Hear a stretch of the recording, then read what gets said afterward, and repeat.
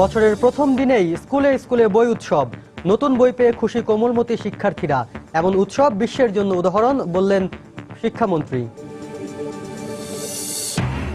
সম্ভাবনার আশা নিয়ে শুরু হলো আরও একটি বছর। প্রথম বছরের সূর্যোদয়কে উপভোগ করতে কক্সবাজার সমুদ্র সৈকতে পর্যটকদের ঢল। চলতি মৌসুমে দেশীয় পর্যটকের সংখ্যা বাড়লেও বিচ্ছিন্ন হত্যাকাণ্ডে 70% কমেছে বিদেশি পর্যটক। 2016 বর্ষের নেতিবাচক প্রভাব পড়ার আশঙ্কা।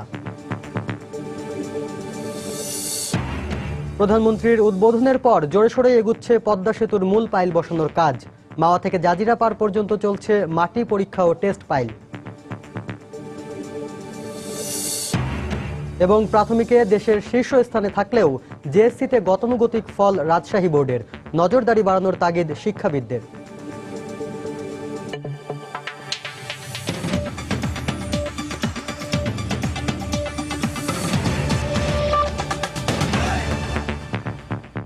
সময় সংবাদের সঙ্গে আছি আমি শাফিন জাহিদ। বই উৎসবের মধ্য দিয়ে সারা দেশে স্কুলগুলোতে বছরের প্রথম দিনটি উদযাপিত হলো। নতুন বই হাতে পেয়ে খুশি কোমলমতি শিক্ষার্থীরা। উৎসবের উদ্বোধন করে শিক্ষামন্ত্রী নুরুল ইসলাম নাহিদ বলেন, এমন উৎসব বিশ্বের কাছে উদাহরণ। নতুন বই নিতে সকাল থেকে স্কুলে স্কুলে হাজির হতে থাকে শিক্ষার্থীরা। হাজার হাজার শিক্ষার্থীর পদচারণায় মুখর হয়ে ওঠে স্কুল প্রাঙ্গণ। সকালে রাজধানীর গভর্নমেন্ট ল্যাবরেটরি হাই স্কুলে বই উৎসবের উদ্বোধন করেন শিক্ষামন্ত্রী নুরুল ইসলাম নাহিদ। তিনি এ সময় শিক্ষার্থীদের হাতে নতুন বই তুলে দেন। নতুন বই হাতে পেয়ে খুশি শিক্ষার্থীরা। উৎসবে আরও উপস্থিত ছিলেন মাধ্যমিক ও উচ্চ মাধ্যমিক শিক্ষা অধিদপ্তরের মহাপরিচালক অধ্যাপক ফাহিমা খাতুন। সারা দেশে স্কুলগুলোতে প্রথম থেকে নবম শ্রেণী পর্যন্ত 4,44,16,000 শিক্ষার্থীদের মাঝে বিনামূল্যে 33,37,62,760টি বই বিতরণ করা হচ্ছে। শিক্ষা পরিবারের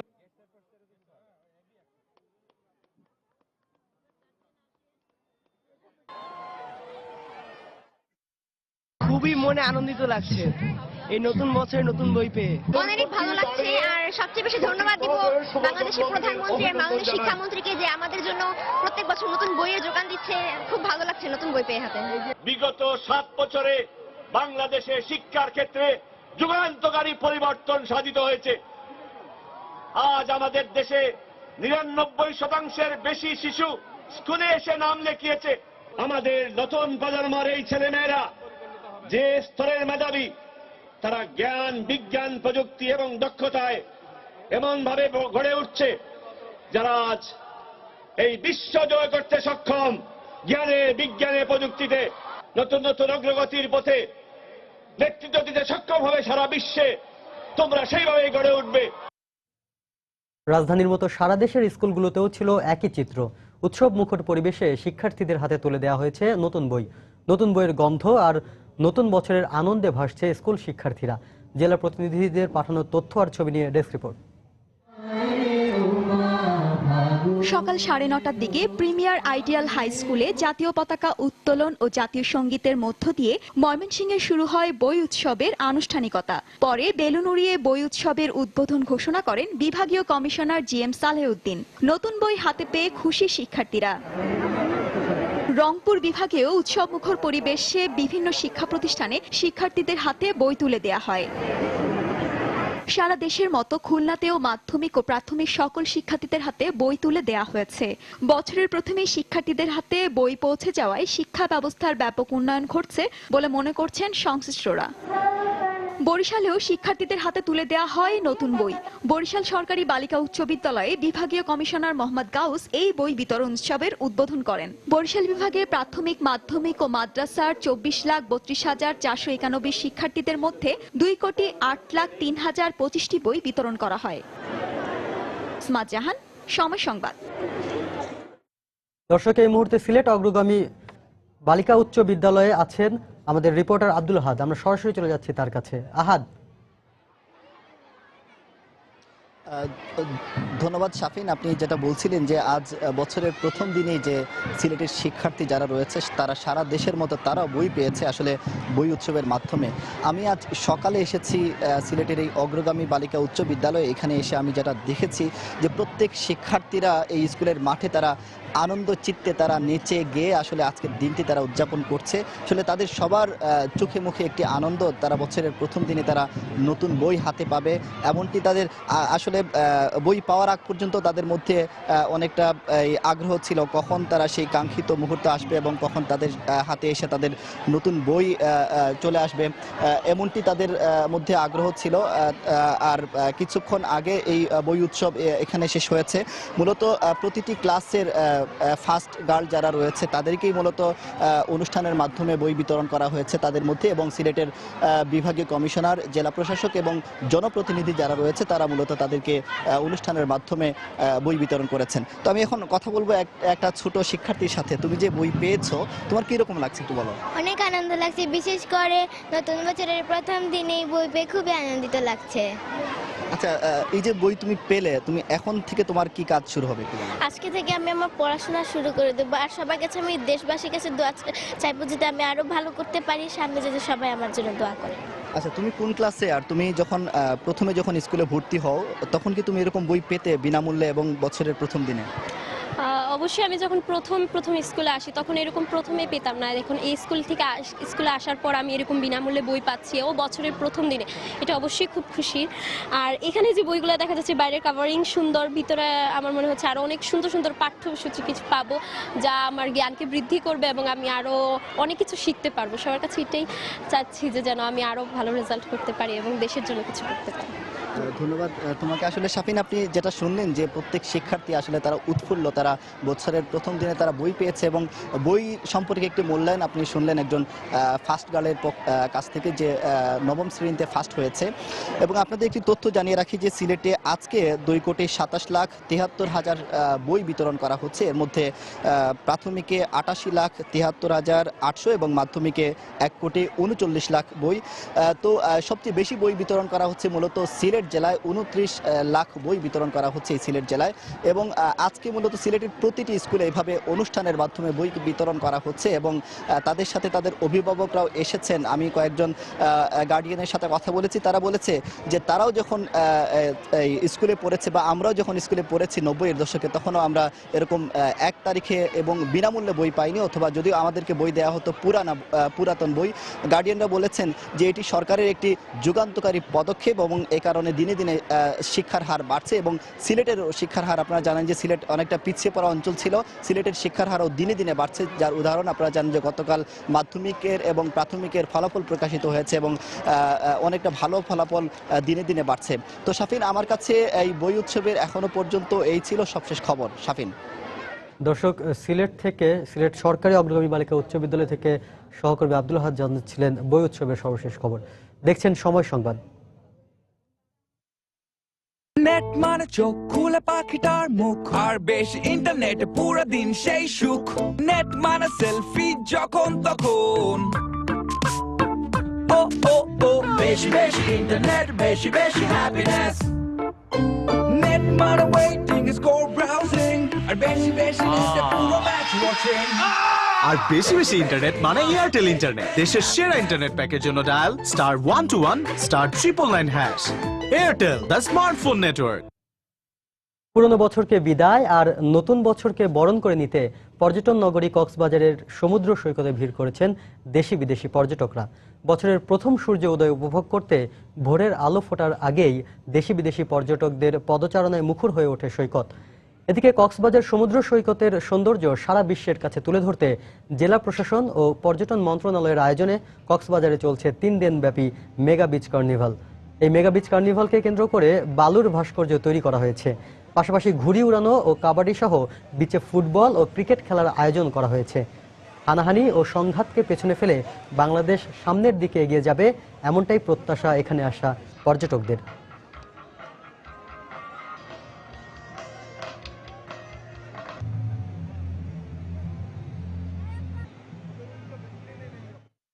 নতুন বছর নতুন করে শুরু করার জন্য কক্সবাজার আসা। এখানে আসার পর মনটা ফ্রেশ হয়ে গেল এবং সকালে সানরাইজ দেখলাম। হ্যাপি নিউ ইয়ার, খুব এনজয় করতেছি, খুব ভালো লাগছে।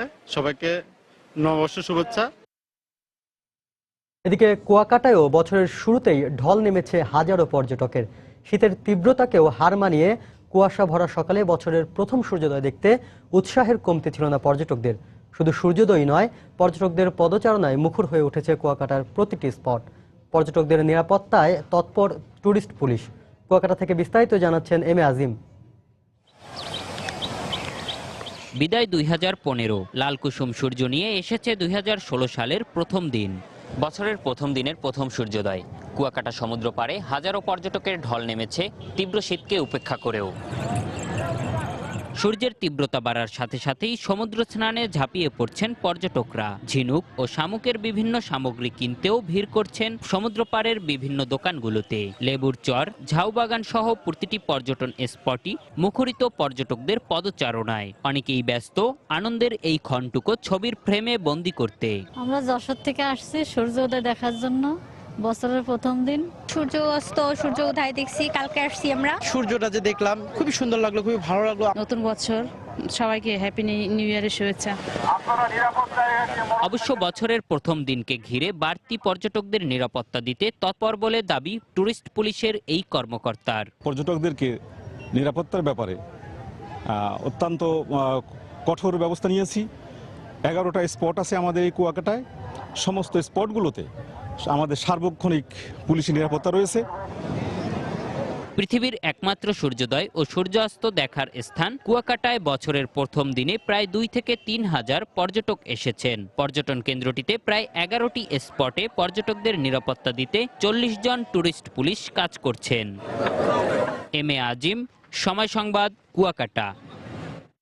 এর আগে চোখ ধাঁধানো আতশবাজির ঝলকানি আর গানের তালে তালে নতুন বছরকে সবার আগে বরণ করে নেয় অস্ট্রেলিয়া ও নিউজিল্যান্ড।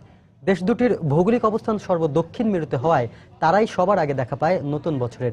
এছাড়া যুক্তরাষ্ট্র, ফ্রান্স সহ বিভিন্ন দেশে চলছে বর্ষবরণের শেষ সময়ের প্রস্তুতি। তবে নববর্ষ উদযাপন অনুষ্ঠানে সন্ত্রাসী হামলার আশঙ্কায় প্রতি বছরের নিয়মিত আয়োজন থেকে সরে দাঁড়িয়েছে বেলজিয়াম। বিশেষ সতর্ক অবস্থানে যুক্তরাজ্য, ফ্রান্স ও রাশিয়া।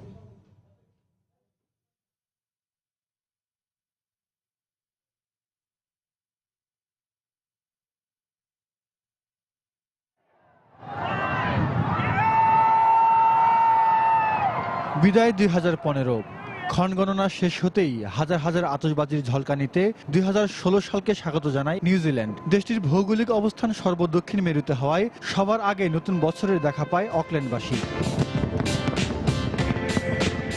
এর কিছুক্ষণ পর বর্ণিল আলোকছটায় উদ্ভাসিত হয়ে ওঠে সিডনির আকাশ। নতুন বছরের আগমন উপলক্ষে প্রতি বছরের মতো এবারও অপেরা হাউসের সামনে জড়ো হন বিশ্বের বিভিন্ন প্রান্ত থেকে আসা হাজারো দর্শনার্থী। জীর্ণতাকে বিদায় জানিয়ে নতুন বছর শুরুর ক্ষণটি উদযাপন করে তাইওয়ানবাসী। মহা ধুমধামের সঙ্গে খ্রিস্টীয় নতুন বছরকে বরণ করে নেওয়া হয় থাইল্যান্ডে। কনসার্ট আর আলোকসজ্জার আয়োজন হয় চীনে। আলোয় আলোয় ছেয়ে যায় বেইজিং শহর। ঘণ্টা বাজিয়ে নতুন বছরকে স্বাগত জানিয়েছে জাপানিরা। বিশ্বের সবচেয়ে উঁচু ভবন বুর্জ খলিফায় আলোকসজ্জা ও আতশবাজি পুড়িয়ে নতুন বছরকে স্বাগত জানায় দুবাইবাসী। তাপমাত্রা হিমাঙ্কের 13 ডিগ্রি নিচে হলেও আয়োজনের কমতি ছিল না মস্কোর রেড স্কোয়ারে।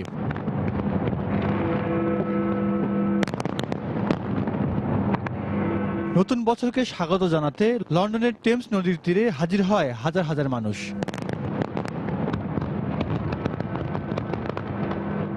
জাহিদুর রহমান, সময় সংবাদ। নতুন বছর, নতুন প্রত্যাশা আর নতুন স্বপ্ন। খেটে খাওয়া মানুষ থেকে অভিজাত শ্রেণী, কম বেশি সবার মাঝেই নতুন বছরের আবেদন তাই অন্যরকম। এই বছরটি সামাজিক, সাংস্কৃতিক ও অর্থনৈতিকভাবে আরও বেশি সমৃদ্ধশালী হোক, এই প্রত্যাশা সব বয়সী মানুষের। মুজাহিদ শুভর রিপোর্ট। সূর্যের আলোতে প্রতিটি নতুন দিনের সূচনা হলেও আজকের সূর্য নতুন দিনের সাথে বরণ করেছে নতুন বছরকেও। নতুন সূর্যের আলোর মধ্যেই হয়তো লুকিয়ে আছে দেশ ও মানবতার মুক্তি। তবে এই আলো প্রান্তিক জনগোষ্ঠীকে কতটা আলোকিত করবে সেদিকেই খেয়াল সাধারণ মানুষের। নতুন বছর এত আনন্দ আসে, কিন্তু আমাদের মনে আনন্দ নাই, কারণ এই দেখেন আমাদের ফসলের জমি সব ভরে ফেলছে, আমাদের ফসল করতে পারতেছি না। কৃষি কাজ করে স্বাদ পাইনি, আজকের থেকে বর্ষার নতুন আইলো, তারপর বোঝা যাবে যা কিছুদিন গেলে। শহুরে জীবনে নতুন বছরের আমেজটা কিছুটা অন্যরকম। বর্ষবরণের খেয়ালে ফুলের ঘ্রাণেই মানুষ যেন ভুলতে চায় ইট কাঠ আর পাথরের একঘেয়ে নির্মমতা। আমরা তো চাই নতুন বছর ভালোভাবে শুরু করতে, এই জন্য আমরা ফুলের কাছে চলে আসছি। ফুল বিশুদ্ধতার প্রতীক এবং নতুন বছরকে বিশুদ্ধতা দিয়েই শুরু করা উচিত। আমার আজকে নতুন করে বিয়ে হচ্ছে, তো বিয়ের জন্য আমি ফুল কেনার জন্য আসছি। সবাই আমার জন্য দোয়া করবেন। নতুন বছরে বাড়তি প্রত্যাশায় বুক বাঁধে তরুণরা। তাই তো অসীম সাহস আর অন্তর্দৃষ্টি দিয়ে সমাজ ও দেশকে সর্বাধিক উচ্চতায় দেখতে চাই এ প্রজন্মের তরুণেরা। আমরা আশা করব 2016 সালে একটি সুন্দর বাংলাদেশ পাবো, যেখানে কোনো অস্থিরতা, সহিংসতা এইসব বিষয়গুলো থাকবে না। স্কুল ফ্রেন্ডদের সাথে সবাই একসাথে হলাম, নতুন বছরটা যেন অনেক ভালো কাটে এই প্রত্যাশায় এখানে আসা। ছবি টবি তুললাম, মজা করছি। ডে বাই ডে কিন্তু আরো বেশি চ্যালেঞ্জ বাড়তেছে, তো ইনশাল্লাহ এই 2016 সালে অনেক T20 ফরম্যাটের খেলা, তো আশা রাখছি একটা ভালো কিছু দিতে পারবো আমরা বাংলাদেশকে। নানা উদ্বেগ উৎকণ্ঠার বছর পেরিয়ে উকি দিয়েছে নতুন বছর। নতুন সম্ভাবনাকে কাজে লাগিয়ে নতুন স্বপ্ন বাস্তবায়নের দায়িত্ব যাদের কাঁধে, তাদের দিকেই দৃষ্টি এখন সচেতন মানুষ সহ সাধারণ মানুষের। মুজাহিদ শুভ, সময় সংবাদ, ঢাকা।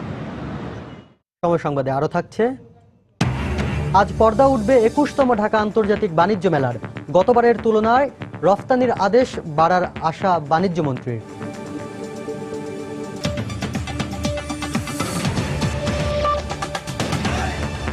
সরকারের পতন ঘটিয়ে নতুন বছরে গণতন্ত্র পুনরুদ্ধার করা হবে, এমন মন্তব্য করেছেন বিএনপি ভারপ্রাপ্ত মহাসচিব মির্জা ফখরুল ইসলাম আলমগীর।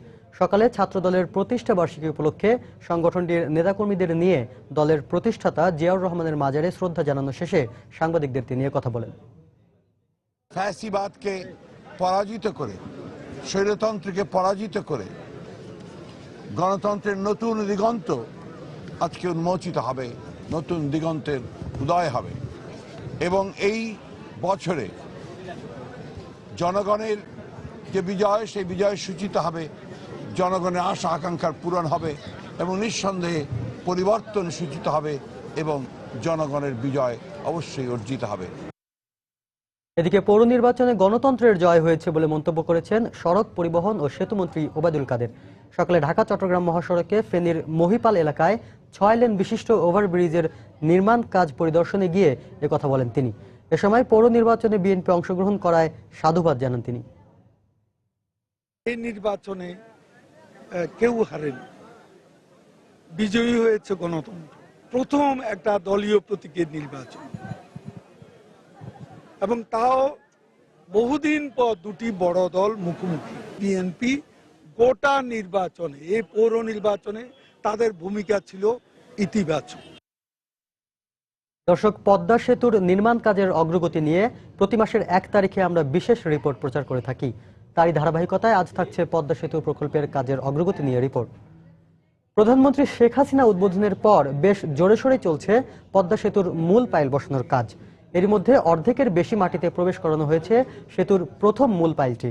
নির্ধারণ করা হয়েছে অন্য পাইল বসানোর স্থানও। একই সময়ে মাওয়া থেকে জাজিরা পার পর্যন্ত চলছে মাটি পরীক্ষা ও টেস্ট পাইলের কাজ। পদ্মা সেতু এলাকা ঘুরে এসে রিপোর্ট এহসান জুয়েলের, ছবি তুলেছেন সাইফুল ইসলাম। গেল বছর টেস্ট আর ট্রায়াল পাইলের নানা পরীক্ষা, প্রাপ্ত ফলাফলের উপর নির্ভর করে নকশা করা হয়েছে সেতুর মূল পাইলের। 12ই ডিসেম্বর একই সঙ্গে শুরু হয়েছে মূল পাইলিং এবং নদী শাসনের কাজ। এরপর থেকে কর্মযজ্ঞে আরও সরগরম হয়ে উঠেছে পদ্মা সেতুর মূল পাইল বসানোর এলাকা। নদীর মাওয়া প্রান্ত থেকে 1090 মিটার দূরত্বে 7 নম্বর ব্লক। একটি পিলারের জন্য বসাতে হবে 6টি পাইল। ঘিরে রাখা হয়েছে তাই প্রথম পিলারের নির্ধারিত এলাকা। আপাতত একটি পাইলের অর্ধেক মাটিতে প্রবেশ করানো হয়েছে। সেই অংশের ভেতরকার মাটি তুলে ফেলার পর বসানো হবে বাকি পাইল। বিশ্বের সর্বোচ্চ শক্তির হাইড্রোলিক হ্যামার দিয়ে পাইলগুলো প্রবেশ করানো হচ্ছে নদীর তলদেশে। প্রকল্পে মূল পদ্মা সেতু যে কাজ সেটি চলছে এই 7 নম্বর ব্লকে। 12 ডিসেম্বর প্রধানমন্ত্রী শেখ হাসিনা উদ্বোধন করার পর এখন পর্যন্ত প্রথম পাইলটির মাটিতে প্রবেশ করানো হয়েছে 61 মিটার। ক্রমান্বয়ে এটির সঙ্গে আরও পাইল জোড়া দিয়ে এটিকে মাটিতে প্রবেশ করানো হবে 120 থেকে 125 মিটার। আর এরকম 6টি পাইলের উপরে দাঁড়িয়ে যাবে পদ্মা সেতুর প্রথম পিলারটি। জানুয়ারির মাঝামাঝি সময় থেকে আমরা হয়তো আশা করছি যে আমাদের আরো কাজের এক্সপেকটেশন দেখা যাবে। চায়নাতে আমাদের ফেব্রিকেশন হচ্ছে, সেখানেও আমাদের পিউইদের যাওয়ার কথা আছে। যেই কাজগুলো ওখানে হচ্ছে উলাটিন ইন্সপেকশন করবেন, ফিজিক্যালি দেখবেন। 7 নম্বর ব্লকে কাজ শুরু করা হলেও একই সময়ে প্রস্তুত করে তোলা হচ্ছে 5 ও 6 নম্বর ব্লককে। আগামী 2 সপ্তাহের মধ্যে এই দুটি ব্লকেও কাজ শুরু হবে। পিআর 7 এবং পিআর 6ও আমরা কাজ করব, সেখানেও আমাদের প্রস্তুতি কাজ শুরু হচ্ছে। আর এই যেই ট্রায়াল ফাইল করলাম এটারও কিছু প্রস্তুতি বাদ আছে, মানে কিছু কাজ ইনসাইড যেই কংক্রিটগুলো হবে সেই কংক্রিটের কাজ আমরা এখন করছি। 7 নম্বর ব্লক ছেড়ে যতই জাজিরা প্রান্তের দিকে যাওয়া যায় ততই চোখে পড়ে পুরো নদী জুড়ে তৎপরতা। একই সময়ে চলছে মাটি পরীক্ষা এবং টেস্ট পাইলের কাজও। নদীর তলদেশ থেকে মাটি তুলে চলছে গুণাগুণ পরীক্ষা। আর এই পরীক্ষায় সাফল্য পেলেই বসানো হবে টেস্ট পাইল। মাওয়া প্রান্তে এখন পর্যন্ত 3টি টেস্ট পাইল বসানো হলেও জাজিরা প্রান্তে চলছে 1টি টেস্ট পাইলের কাজ। ইহসান জুয়েল, সময় সংবাদ, শরীয়তপুর। সারা দেশে গত বছরের মানবাধিকারের সার্বিক পরিস্থিতি উদ্বেগজনক ছিল বলে জানিয়েছেন আইন ও সালিশ কেন্দ্রের নির্বাহী পরিচালক অ্যাডভোকেট সুলতানা কামাল। সকালে ঢাকা রিপোর্টার্স ইউনিটি মিলনায়তনে আইন ও সালিশ কেন্দ্রের মানবাধিকার পরিস্থিতি 2015 পর্যালোচনা শীর্ষক সংবাদ সম্মেলনে তিনি এ তথ্য তুলে ধরেন। এ সময় তিনি আরও বলেন, দেশে ন্যায় বিচার না পাওয়ার শঙ্কা থেকেই গণপিটুনি ও আইন হাতে তুলে নেওয়ার মতো ঘটনা ঘটছে। এটির জন্য রাষ্ট্র দায়ী বলেও অভিযোগ করেন তিনি। ক্রস ফায়ার হোক কিংবা বিচার বহির্ভূত হত্যাকাণ্ড হোক, রাষ্ট্র বাহিনীর কর্তৃক হতে পারে, বাইরের লোক দেওয়া হতে পারে, কিন্তু রাষ্ট্রের দায়িত্বটা কি থাকে যাতে সেটা না ঘটে, সেটা স্বীকার করে নেওয়া যে হ্যাঁ এতগুলি ঘটনা ঘটছে, আমাদের দায়িত্ব হচ্ছে এটাকে বন্ধ করার চেষ্টা করা। সেটা না করে আমরা প্রায়শই দেখি যে তারা বলেন যে না এরকম কোনো ঘটনাই ঘটছে না, তখনই কিন্তু আমরা আমাদের উদ্বেগটা প্রকাশ করার জন্য বাধ্য হই। চলতি পর্যটন মৌসুমে গেল বছরের তুলনায় দেশীয় পর্যটকদের সংখ্যা 20% বেড়েছে বলে জানিয়েছেন দেশের পর্যটন সংশ্লিষ্টরা। তবে সাম্প্রতিক সময়ের কয়েকজন বিদেশি হত্যাকাণ্ডের ঘটনায় দেশে বিদেশি পর্যটকের সংখ্যা কমেছে প্রায় 70%। এই অবস্থায় 2016 পর্যটন বর্ষের নেতিবাচক প্রভাব পড়ার আশঙ্কা সংশ্লিষ্টদের। আরও জানাচ্ছেন ইমতিয়াজ আহমেদ। নভেম্বর থেকে ফেব্রুয়ারি এই 4 মাসকে দেশের পর্যটন মৌসুম হিসেবে বিবেচনা করা হয়। আর 2015-তে দেশের রাজনৈতিক পরিস্থিতি অনেকটাই শান্ত থাকায় পর্যটন সংশ্লিষ্টদের প্রত্যাশাও একটু বেশিই ছিল। কিন্তু বছরের দ্বিতীয়ার্ধে দেশের বিভিন্ন স্থানে বেশ কয়েকজন বিদেশি হত্যাকাণ্ডের ঘটনায় পরিস্থিতি পুরোপুরি বদলে যায়। এই ঘটনার প্রেক্ষিতে অনেক বিদেশি পর্যটক বাংলাদেশে তাদের যাত্রা বাতিল করেছে। অনেক দেশই তাদের নাগরিকদের এদেশে ভ্রমণের সতর্কতাও জারি করেছে। এর ফলে 2016 সালের পর্যটন মৌসুমেও এর নেতিবাচক প্রভাব পড়তে পারে বলে আশঙ্কা পর্যটন সংশ্লিষ্টদের। বিদেশিদের নিয়ে যে ঘটনাগুলো, এটা ভীষণভাবে এফেক্ট করছে আমাদেরকে। এবছরও তো এফেক্ট করলোই, এবং আমি শঙ্কিত যে আগামী 2-3 বছরও এটার রেসটা থাকবে। যাদের সাথে আমাদের যোগাযোগ আছে তাদের বক্তব্য হচ্ছে যে বাংলাদেশ বিদেশি পর্যটকদের জন্য এখন নিরাপদ না। আমরা কিছুদিন বাংলাদেশে ভ্রমণের কথা ভাবছি না। আমরা ইনবাউন্ড মার্কেটটা এই মুহূর্তে 70-75% আমরা লস করলাম। তবে বর্তমানে দেশের রাজনৈতিক পরিস্থিতি স্থিতিশীল থাকায় এই সময় দেশের অভ্যন্তরীণ পর্যটন অনেকটাই বেড়েছে বলে জানিয়েছেন অভ্যন্তরীণ ট্যুর পরিচালনাকারী প্রতিষ্ঠানগুলো। গত বছরের তুলনায় এই বছর আমি বলবো যে 15 থেকে 20 ভাগ বেশি পর্যটনটা হচ্ছে বা পর্যটকরা কিন্তু যাচ্ছে। আজকে এই সময় যদি আপনি খবর নেন, কক্সবাজার থেকে শুরু করে, রাঙামাটি থেকে শুরু করে, ইভেন সুন্দরবন থেকে শুরু করে, আপনি বাংলাদেশের কোথাও রুম পাবেন না। যারা দেশের মধ্যে দেশ দেখতে চান, সেইটা আমাদের গত বছরের তুলনায় ভালো। আমি বিদেশিদের কিন্তু এখনো বাংলাদেশ সম্পর্কে যে ইনসিকিউরিটি ছিল সেটা কিন্তু পুরোপুরি কাটেনি। আন্তর্জাতিক মিডিয়াতে কিন্তু এখন পর্যন্ত বাংলাদেশকে কিন্তু একটু নেগেটিভ ভাবে প্রজেক্ট করা হচ্ছে। তবে বিদেশি পর্যটক আকর্ষণে দেশের বাইরে বাংলাদেশের নেতিবাচক ভাবমূর্তি দূর করতে সরকারকে দ্রুত কার্যকরী ভূমিকা রাখার আহ্বান পর্যটন সংশ্লিষ্টদের। ইমতিয়াজ আহমেদ, সময় সংবাদ, ঢাকা। পর্যটন বর্ষ 2016 সালে দেশে 10 লাখ বিদেশি ভ্রমণকারীকে স্বাগত জানাতে প্রস্তুত পর্যটন কেন্দ্রগুলো। আর লক্ষ্য অর্জনে পর্যটন বর্ষ জুড়ে সিলেট অঞ্চলের প্রতি সরকারের বিশেষ নজর রয়েছে। নিরাপত্তা সহ সামগ্রিক ব্যবস্থাপনায় পর্যটন পুলিশ সহ সংশ্লিষ্ট প্রশাসনও রয়েছেন প্রস্তুত। অন্যদিকে সিলেট চট্টগ্রাম রুটে বিমানের ফ্লাইট চালুর বিমানমন্ত্রীর ঘোষণার বাস্তবায়ন চান হোটেল, মোটেল আর রিসোর্টের মালিকরা। বিস্তারিত জানাচ্ছেন ইকরামুল কবির। প্রাকৃতিক সৌন্দর্যের পাশাপাশি হযরত শাহজালাল ও শাহপরানের মাজারকে কেন্দ্র করে সিলেট অঞ্চলে গড়ে উঠেছে সম্ভাবনাময় পর্যটন শিল্প। যান্ত্রিক কোলাহল থেকে প্রকৃতিকে ছুঁয়ে দেখার জন্য প্রতিদিনই সিলেট অঞ্চলে ছুটে আসছেন পর্যটকরা।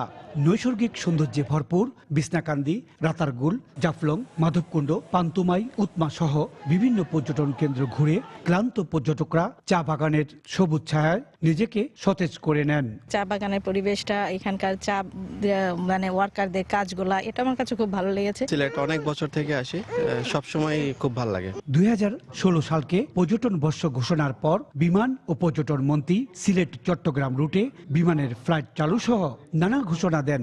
এর প্রেক্ষাপটে সংশ্লিষ্টরা এই ঘোষণার বাস্তবায়ন চান। সিলেট থেকে চট্টগ্রামের যে ফ্লাইট, এটা কিন্তু এখনই যদি আরম্ভ হয়ে যায় তাহলে পর্যটকরা এখানে আকৃষ্ট হয়ে আসবে। আর পর্যটন কর্পোরেশনের এই কর্মকর্তার দাবি, পর্যটন কেন্দ্রগুলোকে পর্যটক বান্ধব করা হয়েছে।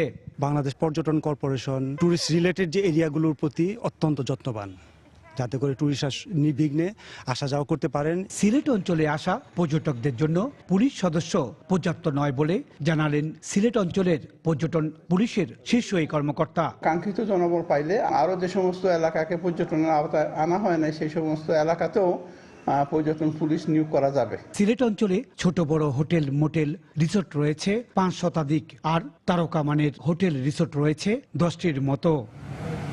ইকরামুল কবির, সময় সংবাদ, সিলেট। সময় সংবাদে আরো থাকছে, বর্ষবরণের প্রথম প্রহরে দুবাইয়ের একটি 5 তারকা হোটেলে ভয়াবহ আগুন, আহত অন্তত 16, কারণ জানা যায়নি এখনো।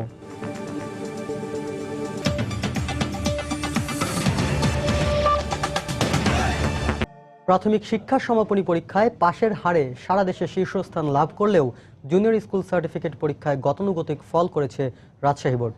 আগামীতে জেএসসিতে ফলাফল আরও ভালো করতে বেশ কিছু উদ্যোগ নিয়েছে বোর্ড কর্মকর্তারা। তবে সংশ্লিষ্টদের নজরদারি বাড়লে জেএসসির ফলাফল আরও ভালো হবে বলে মনে করেন শিক্ষাবিদরা।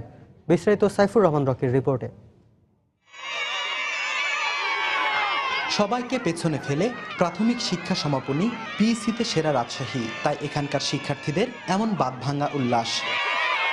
জেলায় শতকরা পাশের হার 99%। 48,000 পিইসি পরীক্ষায় অংশ নিয়ে জিপিএ 5 পেয়েছে 4,268 জন শিক্ষার্থী। প্রাথমিক শিক্ষা অধিদপ্তরের কর্মকর্তার দাবি, নিবিড় তত্ত্বাবধানের ফলে অন্যদের তুলনায় এগিয়ে তারা। পরীক্ষাগুলো যেগুলো মডেল টেস্ট হয়, তারপরে হচ্ছে পাক্ষিক পরীক্ষা হয়, ক্রমান্বয়ে যে খাতাগুলো মূল্যায়ন করা হয়, যেগুলো মানে খারাপ করে তাদেরকে বলা হয় বাচ্চাদেরকে, সেই বিষয়ে আবার ভালো করে পড়াশোনার জন্য আমরা তাগিদ দিই। এদিকে জুনিয়র স্কুল সার্টিফিকেট জেএসসিতে 2010 সালে 63, 2011-তে 79, 2012-তে 85, 2013-তে 93, 2014-তে 95 এবং 2015 সালে পাশের হার বেড়ে দাঁড়িয়েছে 97.47%। তবে পিইসির তুলনায় জেএসসির ফলাফলে কিছুটা পিছিয়ে রাজশাহী বোর্ড, তাই আগামীতে ভালো ফলাফলের লক্ষ্যে নতুন কিছু উদ্যোগ নেয়ার কথা জানালেন বোর্ড সংশ্লিষ্টরা। টিচিং লার্নিং সিস্টেমটাকে এটা যেন আরো সফল করতে পারি, এই জন্য ট্রেনিংয়ের একটা ব্যবস্থা করব টিচারদের, যাতে করে আরো ইফেক্টিভ টিচিং অ্যান্ড লার্নিং হয়। অন্যদিকে শিক্ষাবিদরা মনে করেন বোর্ডের নজরদারি বাড়ালে জেএসসির ফলাফলের চিত্র পাল্টে যাবে। আমাদের শিক্ষা, বিশেষ করে এই শিশু পর্যায়ের শিক্ষাগুলো যাতে আরো বেশি বাস্তবমুখী হয়, সেই জন্য এর সাথে সংশ্লিষ্ট যে সমস্ত সংস্থা রয়েছে বা শিক্ষা প্রতিষ্ঠানের শিক্ষকদের তত্ত্বাবধানটি আরো নিবিড় হওয়া উচিত। জেএসসিতে 2,24,000 শিক্ষার্থীর মধ্যে জিপিএ 5 পেয়েছে 35,083 জন। সাইফুর রহমান রকি, সময় সংবাদ, রাজশাহী। বিগত বছরগুলোর তুলনায় 2016 সালের আয়োজিত ঢাকা আন্তর্জাতিক বাণিজ্য মেলায় রপ্তানির আদেশ আরও বাড়বে বলে আশা প্রকাশ করেছেন বাণিজ্যমন্ত্রী তোফায়েল আহমেদ। বৃহস্পতিবার দুপুরে রাজধানীর শেরে বাংলা নগরে মেলা প্রাঙ্গণে আয়োজিত এক সংবাদ সম্মেলনে তিনি একথা জানান। এ সময় অতীতের তুলনায় বাণিজ্য মেলার আয়োজন আরও আকর্ষণীয় হবে উল্লেখ করে তিনি বলেন, যথাযথ নিয়ম মেনেই এবারও মেলায় স্টল ও প্যাভিলিয়ন বরাদ্দ দেওয়া হয়েছে। এবারের বাণিজ্য মেলায় বাংলাদেশ সহ 22টি দেশের 553টি স্টল থাকবে পণ্যের পসরা। মরিশাস, হংকং সহ নতুন 7টি দেশ প্রথমবারের মতো অংশ নিচ্ছে এই মেলায়।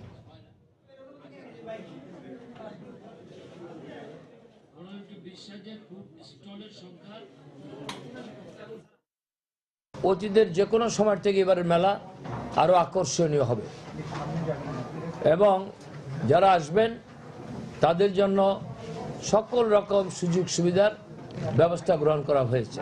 স্টলগুলো, প্যাভিলিয়ন যে বরাদ্দ, এই ব্যাপারে বিসিসিআর সভাপতির নেতৃত্বে একটি কমিটি ছিল, সেই কমিটি যথাযথ দায়িত্ব পালন করেছে। আমরা মন্ত্রণালয় থেকে কোনো সুপারিশও করি নাই, কোনো কিছু না। ডিআইটিএফ 1480 কোটি এবং ডিআইটিএফ 1585 টাকা রপ্তানি আদেশ পাওয়া গিয়েছিল। ডিআইটিএফ 16 এই রপ্তানি আদেশ আরও বেশি পাওয়া যাবে বলে আশা করা যাচ্ছে।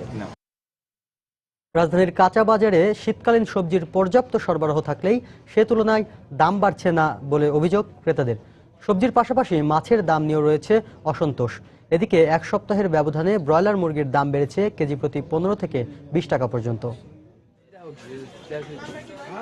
রাজধানীর কাঁচা বাজারে এভাবেই থরে থরে সাজানো রয়েছে শীতকালীন সবজি। বাজারে সরবরাহ রয়েছে গ্রীষ্মকালীন সবজিরও, কিন্তু তারপরও কাঁচা বাজারের দরদাম নিয়ে মোটেই সন্তুষ্ট নয় ক্রেতারা। সরবরাহটা যেভাবে প্রচুর, সেই প্রাচুর্য হিসেবে দামটা মনে হয় আরো কমাটা উচিত ছিল। শাকসবজি প্রচুর দাম ঠিকই আছে, মানে দাম ওইভাবে যেভাবে কমার কথা কমা নাই। তবে ক্রেতাদের সঙ্গে একমত নন বিক্রেতারা। তাদের দাবি দুই একটি সবজির দর কিছুটা বাড়লেও অধিকাংশের দরই রয়েছে নিম্নমুখী। সিম 30, সিম 40 থেকে 50, ফুলকপি 30, বাঁধাকপি 20 টাকা 25 টাকা, বড়টা 25, ছোটটা 20।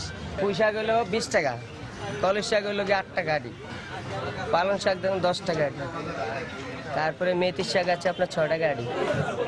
এদিকে নতুন বছরে মাছের বাজারও ক্রেতাদের জন্য নেই কোনো সুখবর। তবে বিক্রেতারা বলছেন মাছের দরদাম অপরিবর্তিত রয়েছে। সাধারণ ক্রেতাদের আওতার একটু বাইরে মাছ আছে, প্রচুর মাছ আছে। আমদানি ভালো, কিন্তু দামটা একটু বেশি আর কিছুটা কমার কথা, কিন্তু আসলে হিসাবে কম নয়। শোল মাছ 400 টাকা কেজি, বড়গুলো 500 টাকা কেজি, দেশি কই মাছ 600 টাকা কেজি, শিং মাছ আছে 650 টাকা কেজি, 700 টাকা কেজি বড়গুলো, টাকি মাছ 300 টাকা কেজি, চিতল মাছ আছে বড়গুলো দেন 500 টাকা কেজি। মাছ বিক্রি করতেছি 550, তারপরে বোয়াল মাছ আছে 500, ফলি মাছ 500, পাবদা মাছ আছে 800। অন্যদিকে কেজি প্রতি 15 থেকে 20 টাকা বেড়ে ব্রয়লার মুরগি বিক্রি হচ্ছে 155 থেকে 160 টাকায়, খাসি 600 আর গরু মাংস বিক্রি হচ্ছে 400 টাকা কেজি দরে। ইমতিয়াজ আহমেদ, সময় সংবাদ, ঢাকা। দীর্ঘ এক দশকেও নড়াইল সদর হাসপাতালের স্বাস্থ্য সেবা কাঙ্ক্ষিত মানে পৌঁছেনি। এতে চিকিৎসা সেবা থেকে বঞ্চিত হচ্ছে সাধারণ মানুষ। বিষয়টি স্বীকার করে কর্তৃপক্ষ। এজন্য জনবল সংকটকে দুষছেন তারা। আর জেলার সিভিল সার্জন বলছেন সমস্যা সমাধানে ঊর্ধ্বতন কর্তৃপক্ষকে জানানো হয়েছে।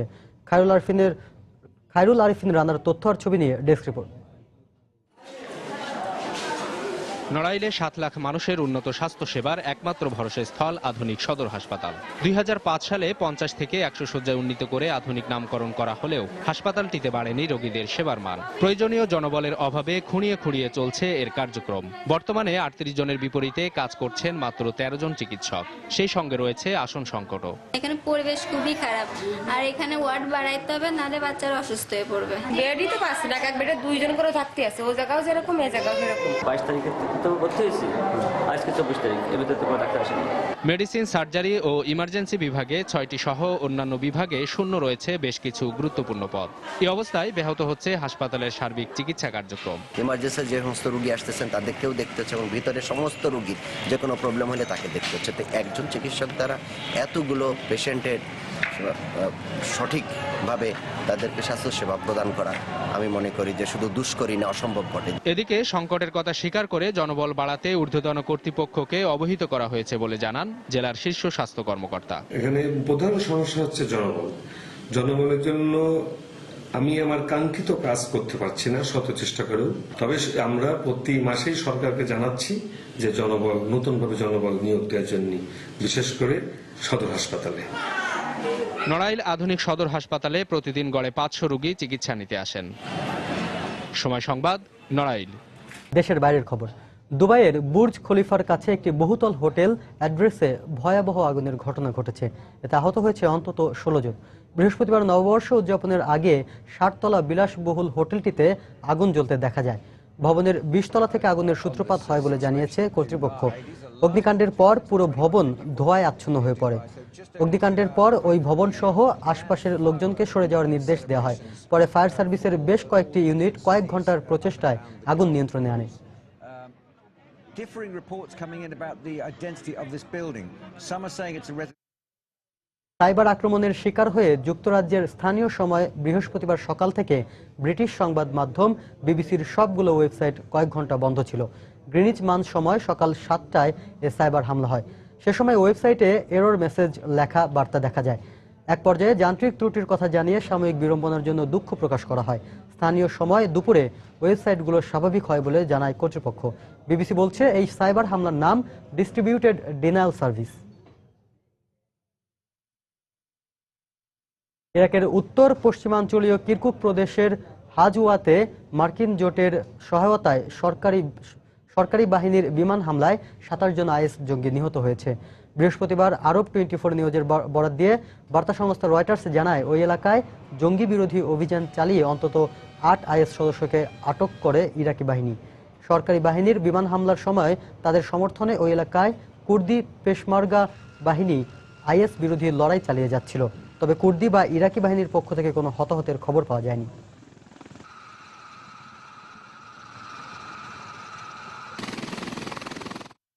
খেলার খবর। সাফের দ্বিতীয় সেমিফাইনালে শ্রীলঙ্কাকে 5-0 গোলে উড়িয়ে দিয়েছে আফগানিস্তান। বড় ব্যবধানের এ জয়ের মধ্য দিয়ে আসরের ফাইনাল নিশ্চিত করল পিটার সেগ্রেতের শিষ্যরা। 3 জানুয়ারি শিরোপার লড়াইয়ে স্বাগতিক ভারতের মুখোমুখি হবে আসরের বর্তমান চ্যাম্পিয়ন আফগানরা। দক্ষিণ এশিয়ার শ্রেষ্ঠত্বের আসর সাফে এটি শেষ অংশগ্রহণ আফগানিস্তানের। অনুরোধ সত্ত্বেও এ আসরে আর অংশ না নেওয়ার সিদ্ধান্ত নিয়েছে দেশটির ফুটবল ফেডারেশন। এখন থেকে মধ্য এশিয়ার ফুটবল টুর্নামেন্টগুলোতে নিয়মিত দেখা যাবে আফগানিস্তানকে। যুদ্ধ যাদের নিত্যসঙ্গী সেই আফগানরা অন্য সব দেশগুলোর মতো ফুটবলের তেমন সুযোগ সুবিধা পায় না। তবুও নিজেদের অদম্য ইচ্ছাশক্তিতেই এতদূর এগিয়েছে আফগানিস্তানের ফুটবল। গেল আসরেও দুর্দান্ত পারফর্ম করে শিরোপা ঘরে তুলেছে তারা। এবার শেষ অংশগ্রহণটাকেও স্মরণীয় করে রাখতে চায় পিটার সেগ্রেতের দল। সেমিফাইনালে তাই প্রতিপক্ষ অপেক্ষাকৃত দুর্বল শ্রীলঙ্কা হলেও শুরু থেকে আক্রমণাত্মক ছিল আফগানিস্তান। তবে গোলের দেখা পেতে তাদের অপেক্ষা করতে হয়েছে প্রথমার্ধের শেষ মুহূর্ত পর্যন্ত। প্রথমার্ধের অতিরিক্ত সময় দলকে প্রথম লিড উপহার দেন মোহাম্মদ হাশেমি। বিরতি থেকে ফিরে ব্যবধান দ্বিগুণ করেন তাহের। এর মাত্র 6 মিনিট পর আবারও উল্লাসে ফেটে পড়ে আফগানিস্তানের সমর্থকরা। খায়বার আমানির দুর্দান্ত গোলে 3-0 এগিয়ে যায় তারা। পরপর 3 গোলে পিছিয়ে পড়ে আরো ছন্নছাড়া হয়ে পড়ে শ্রীলঙ্কান ফরওয়ার্ডরা। আর তাতে আরো তেতে ওঠে আফগানিস্তান। 78 মিনিটে আফগানদের আরো একটি গোল উপহার দেন হাতিফি। দলের সবাই যখন গোলবন্যায় ভাসিয়ে তুলছে শ্রীলঙ্কাকে, তখন দুর্দান্ত খেলা অধিনায়ক ফয়সাল শাস্তেই বা বাদ যাবেন কেন? 89 মিনিটে শ্রীলঙ্কার কফিনে শেষ পেরেক ঠুকে দেন তিনি। আর এতেই 5-0 গোলের দারুণ জয় নিয়ে ফাইনাল নিশ্চিত করে বর্তমান চ্যাম্পিয়নরা। পারভিন আক্তার, সময় সংবাদ। এদিকে দক্ষিণ এশিয়ার শ্রেষ্ঠত্বের আসরে শিরোপার পথে আরও এক ধাপ এগিয়ে গেল ভারত। মালদ্বীপকে 3-2 গোলে হারিয়ে প্রথম দল হিসেবে 11তম আসরের ফাইনালের টিকিট নিশ্চিত করে স্বাগতিকরা। ম্যাচের শুরু থেকে আগ্রাসী স্বাগতিক ভারত পরীক্ষা নিতে থাকে মালদ্বীপের রক্ষণভাগের। কিন্তু রেড স্নাপারদের গোলরক্ষক মোহাম্মদ ইমরানের দৃঢ়তার কাছে পাত্তা পায়নি স্বাগতিক ফরওয়ার্ডাররা। তবে 25 মিনিটে আর পেরে ওঠেননি ইমরান। দুর্দান্ত এক গোলে ভারতকে প্রথম লিড এনে দেন অধিনায়ক সুনীল ছেত্রী। 34 মিনিটে হলিচরণ নাজরির পাস থেকে গোল করে লিডটা দ্বিগুণ করে জেজেলাল পিকলু। এটি সাফ চ্যাম্পিয়নশিপে জেজেলালের প্রথম গোল। প্রথমার্ধের শেষ মুহূর্তে মালদ্বীপের হয়ে একটি গোল পরিশোধ করেন নাশিদ আহমেদ। 66 মিনিটে ছেত্রীর পাস থেকে নিজের জোড়া গোল পূরণ করে এবং সাথে ভারতের লিডটা আরও বড় করেন লেজেলাল পিকলু। 75 মিনিটে মালদ্বীপের হয়ে ডিফেন্ডার আহমেদ আলী আরও একটি গোল করলে জমে ওঠে লড়াই। ম্যাচের বাকি সময় আর কোনো গোল না হলে প্রথম দল হিসেবে ফাইনালে ওঠার আনন্দে মাতে ভারত।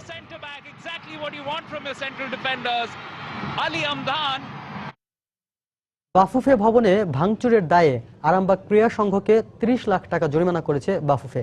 অনাদায়ে 1 বছরের জন্য ফুটবলের সব ধরনের কার্যক্রম থেকে বহিষ্কার করা হবে ক্লাবটিকে। বৃহস্পতিবার বাফুফের জরুরি সভায় বিষয়টি নিশ্চিত করেছেন ফেডারেশনের সিনিয়র সহসভাপতি সালাম মুর্শিদি। ক্লাবকে 30 লক্ষ টাকা জরিমানা করা হলো। অনাদায়ে 1 বছরের জন্য লিগ থেকে ফুটবল সংশ্লিষ্ট সকল কার্যক্রম থেকে বহিষ্কার করা হবে। চলমান লিগের দ্বিতীয় পর্যায়ের প্রথম ম্যাচের পূর্বে জরিমানার সমুদায় অর্থ বাংলাদেশ ফুটবল ফেডারেশন বরাবর পরিশোধ করতে হবে। প্রায় 10 দিন আগের ঘটনায় বাফুফে কি সিদ্ধান্ত নেয় সেটাই দেখার পালা ছিল। জরুরি সভায় আরামবাগের শাস্তির ঘোষণাই এসেছে, তবে প্রশ্ন উঠেছে দেশের ফুটবলের সর্বোচ্চ সংস্থায় ভাঙচুর চালানোর উপযুক্ত শাস্তি কি তারা পেল? কিন্তু এই প্রশ্নের সদুত্তর মেলেনি বাফুফে কর্মকর্তার কাছেও। যেহেতু আরামবাগ ক্লাবের কিন্তু একটা অতীত ঐতিহ্য আছে, এই থেকে আমরা ভুলে গেলে হবে না। তারা নিজেদের দোষ স্বীকারও করেছেন। এর আগে সর্বোচ্চ ফাইন ছিল 20 লক্ষ টাকা। আমি মনে করি এটি আমাদের সময়, সমসাময়িক সময়ে সর্বোচ্চ। সবকিছু খেলাধুলার বৃহত্তর স্বার্থে। কদিন আগে পেশাদার লিগের দ্বিতীয় স্তর চ্যাম্পিয়নশিপ লিগে পুলিশ ও আরামবাগের মধ্যকার খেলায় রেফারির সিদ্ধান্তে আপত্তির জের ধরে বাফুফে ভবনে অতর্কিত আক্রমণ চালায় কতিপয় সমর্থক। এরপর সিসিটিভি ক্যামেরার ছবি ও প্রত্যক্ষদর্শীদের তথ্য নিয়ে রিপোর্ট তৈরি করে ফেডারেশনের তদন্ত কমিটি। তবে আনুষ্ঠানিক চিঠি পাওয়ার আগে নিজেদের অবস্থান জানাতে নারাজ আরামবাগ ক্লাব সভাপতি। আমরা কাগজ পাইনি। বিএফএফ যে তদন্ত কমিটি করেছিল তারা আমাদেরকে ডেকেছে। 2টা মামলা হয়েছে, একটি মুগদা থানায়, একটি মতিঝিল থানায়। সেখানে সকল কিছু উল্লেখ করা আছে, কোথাও আরামবাগ ক্রীড়া সংঘের নাম উল্লেখ করা নেই। আমরা জানি না তারা কিভাবে কি প্রমাণ পেয়েছে, আমরা এই মুহূর্তে কিছুই বলতে পারছি না। এর আগে বাফুফের সাধারণ সম্পাদক জানিয়েছিলেন ভাঙচুরের ঘটনায় ক্ষতি হয়েছে প্রায় 30 লাখ টাকার মতোই, জরিমানাও ধরা হয়েছে 30 লাখ টাকা। তাহলে কি পরোক্ষভাবে শুধু ক্ষতিপূরণই চাওয়া হচ্ছে? কিন্তু একটু গভীরে ভাবলে তো পাওয়া যায় আরেকটি সত্য। আর্থিক ক্ষতি না হয় 30 লাখ টাকায় পোষানো গেল, ভাবমূর্তির ক্ষতি কি এতে পোষাবে? এমনটাই এখন প্রশ্ন সংশ্লিষ্টদের। মাকসুম আলম খান, সময় সংবাদ, ঢাকা।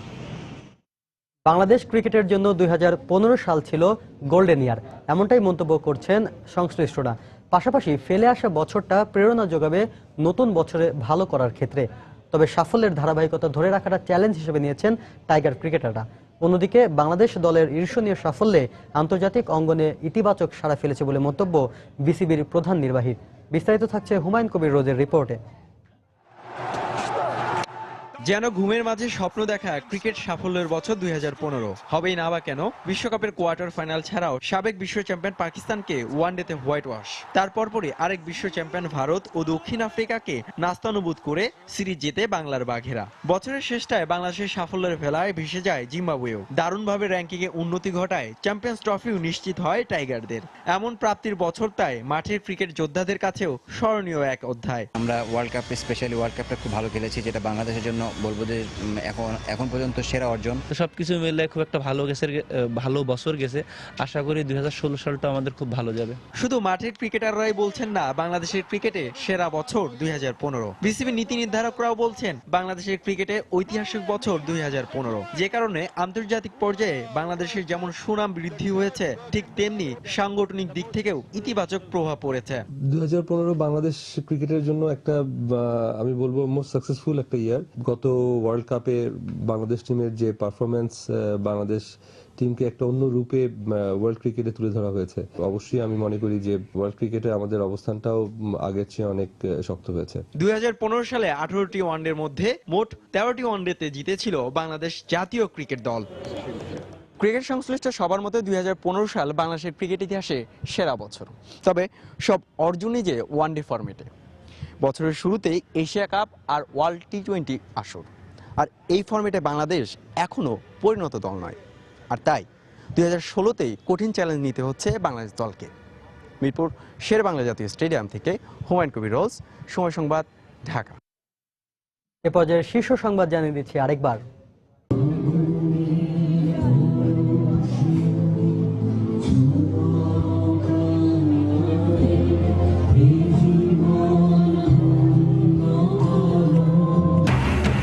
বছরের প্রথম দিনে স্কুলে স্কুলে বই উৎসব, নতুন বই পেয়ে খুশি কোমলমতি শিক্ষার্থীরা। এমন উৎসব বিশ্বের জন্য উদাহরণ, বললেন শিক্ষামন্ত্রী। সম্ভাবনার আশা নিয়ে শুরু হলো আরও একটি বছর। প্রথম সূর্যোদয়কে উপভোগ করতে কক্সবাজার ও কুয়াকাটায় পর্যটকের ঢল।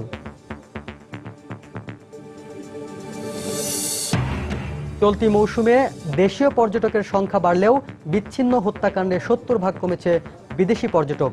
2016 বর্ষে এর নেতিবাচক প্রভাব পড়ার আশঙ্কা। প্রধানমন্ত্রীর উদ্বোধনের পর জোরেশোরে এগুচ্ছে পদ্মা সেতুর মূল পাইল বসানোর কাজ। মাওয়া থেকে জাজিরা পার পর্যন্ত চলছে মাটি পরীক্ষা ও টেস্ট পাইল। এবং প্রাথমিকে দেশে শীর্ষ স্থানে থাকলেও জেএসসিতে গতানুগতিক ফল রাজশাহী বোর্ডের। নজরদারি বাড়ানোর তাগিদ শিক্ষাবিদদের। এই ছিল এখনকার মতো। যে কোনো খবর পেতে ভিজিট করুন সময়নিউজ.tv। যে কোনো বাংলা লিংক, রবি আর সিটিসেল নম্বর থেকে সময় সংবাদের খবর, অনুষ্ঠান সম্পর্কে জানতে এবং যে কোনো তথ্য সময় সংবাদকে জানাতে ডায়াল করুন 16242 নম্বরে। এছাড়া এইমাত্র পাওয়া খবর আপনার মোবাইলে পেতে SMS করুন *SN লিখে পাঠিয়ে দিন 16242 নম্বরে। সঙ্গেই থাকুন সময়ের।